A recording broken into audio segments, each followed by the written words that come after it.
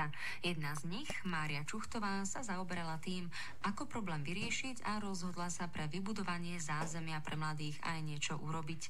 Zahlbenú do práce v priestoroch budúcej klubovne ju oslovila Veronika Slaninková.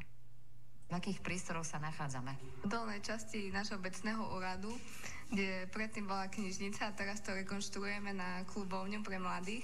Knižnica sa presunula na horné poschodie a teraz ja idem tu maľovať. Takže to bude veľmi zaujímavé, lebo mám tu pomocníkov, malé deti, ktorí sa tu tiež veľmi radi podujmú na robote. Čo vám to napadlo? Mohli by ste teraz niekde oddychovať pri vode, prípadne tráviť čas iným spôsobom? Prečo ste sa rozhodli práve tu pracovať s farbou, s vedrami, so štetcami a trošku tu skultúrniť tento priestor? My sme tu taká partia v Miklušovciach a vlastne sme sa nemali kde stretávať a stále to bolo, že sme boli niekoho doma a mal niekto starosti. Tak som sa rozhodla, že pôjdem cez Juventu, cez Komprax a vlastne si to tu vymaľujeme, zrekonštruujeme a budeme sa stretávať tu. Bolo ťažké nájsť nejakých pomocníkov, alebo sa našli hneď nejakí, čo sa ponúkli, že by priložili ruku k dielu, keď sa už do toho niekto pustí?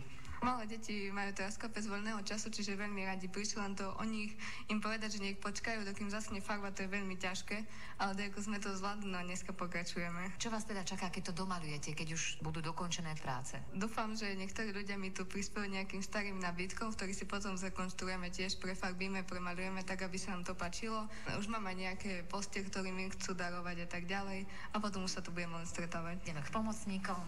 Adrián a Tamarka sú dnes hlavní pomocníci. Čo myslíte, ktorú prácu by ste zvládli? Čo asi budete robiť? Maľovať. Už si niekedy maľoval takto na steny alebo len v škole na výkresy? Včera s tými vouchekami a sme bielili stenu a dnes budeme robiť pruhy a tak ďalej. Tak to máš veľkú skúsenosť oproti svojim rovesníkom, ktorí nikdy nič ešte také nevyskúšali. Je to ťažké takáto práca, alebo dá sa to zvládnuť? Ako to teraz hodnotíš, keď si to už včera vyskúšal? Z jednej strany je to sranda, z druhej strany je to makačka.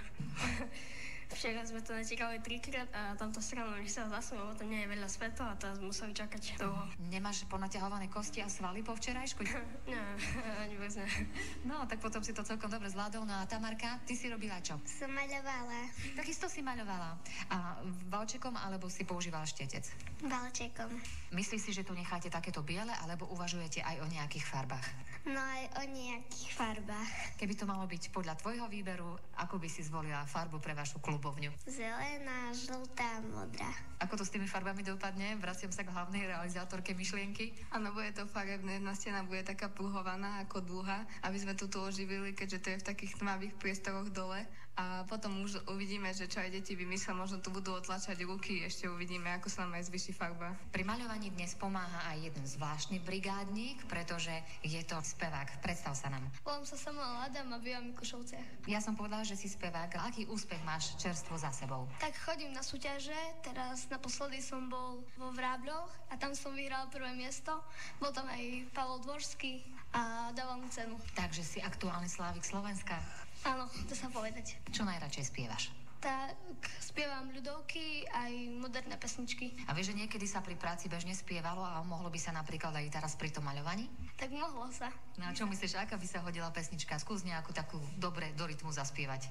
Kazali mi kuri pasty horomoloty, ty kuri jajcia potratili, me nechtili byty, kuri jajcia potratili, me nechtili byty. No tak to bude krásne vymaľované, keď ty budeš tu pospevovať. Spievanie ti evidentne ide dobre. Budeš sa tomu venovať v budúcnosti? Budem. Samuelovi by v spievaní mohla pomôcť ešte jedna mladá dáma odtiaľ z Miklušoviec. Vaše meno? Mariana Čuchtová. Mariana, aj vy krásne spievate a máte za sebou úspechy v spievaní. Ako k tomu došlo? Tak vlastne od malička spievam, čiže to sa nejak tak viezlo samo od seba. Na ktorý úspech ste najviac hrdá? Slavík Slovenska 2012. Je zlatý Slavík, takže to je asi najväčšie moje ocenenie. Čo vám spev dáva? Keď ma napríklad niečo trápi, tak vždy sa odreagujem spievaním, alebo je to úplne krásne, keď si môžete zaspievať. Dúfam, že aspoň trošku vás teraz niečo trápi a kúsok mi zaspievate. V našej kece strom púka,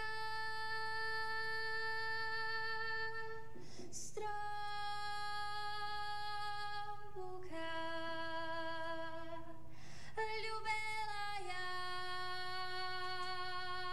hajduka,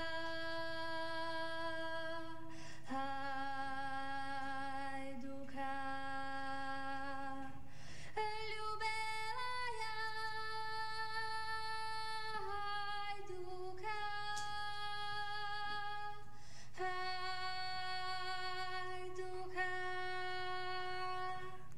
Tak pri počúvaní takéhoto spevu práca musí ísť naozaj od ruky. Čo poviete?